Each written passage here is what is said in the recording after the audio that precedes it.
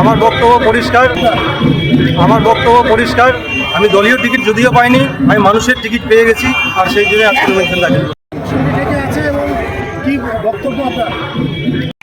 আমি দলীয় টিকিট যদিও পাইনি, আমি মানুষের টিকিট পেয়ে গেছি, আর সেই জন্য আজকে নমিনেশন দাখিল করছি। আপনি কি তাহলে আপনার বিরুদ্ধে মানে আপনার যে প্রতিদ্বন্দ্বিতা কার সাথে, বিজেপি অথবা আমার সামনে বর্তমানে কোনো প্রতিদ্বন্দ্বী নেই।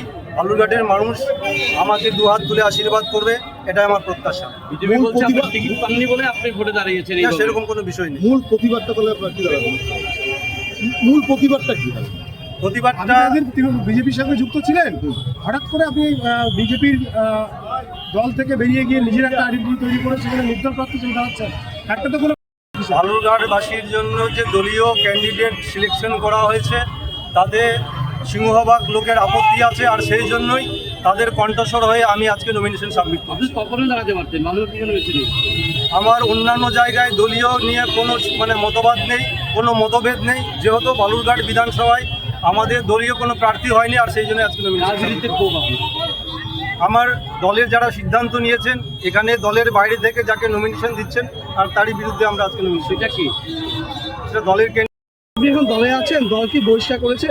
আমার কাছে কোনো বার্তা নেই, দল আমাকে কোনো সূচনা এখনো দেয়নি। আপনি এখন বিজেপিতে আছেন তাহলে?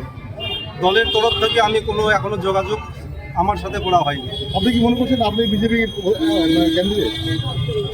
আমি মনে করছি আমি প্রকৃত বিজেপির যারা বিক্ষুব্ধ হয়ে আছেন তাদের প্রতিনিধি হয়ে আজকে নমিনেশন সাবমিট করছি।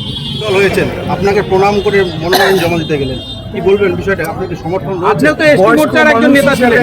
আমি ওদের থেকে সবার থেকে বয়সে বড়, ও জেলা প্রেসিডেন্ট থেকে আরম্ভ করে সুকান্ত মজুমদার থেকে আরম্ভ করে যারা বিজেপি করে তাদের সবারই থেকে আমি বয়সে বড়।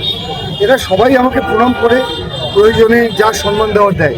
এখানে একটা ব্যক্তিগত ব্যাপার, ও যাচ্ছে, ও দেখলো যে আমি একটা বয়স্ক মানুষ দাঁড়িয়ে আছি, আমাকে প্রণাম করে গেল, এসে অন্য কোনো সম্পর্ক নেই। আপনি কি মনে করছেন যে এটা দলের সঙ্গে কি করছে বা অন্যায় করছে? না, কিছু হবে না। মানুষ একটা জায়গায় দাঁড়িয়ে গেছে, সবাই পদ্ম ফুলে ভোট দিবে, পরিবর্তন চাইছে, পরিবর্তন করাবে, আর পরিবর্তনের জন্য পদ্ম ফুলে ভোট দিবে, নরেন্দ্র মোদীকে ভোট দেবে।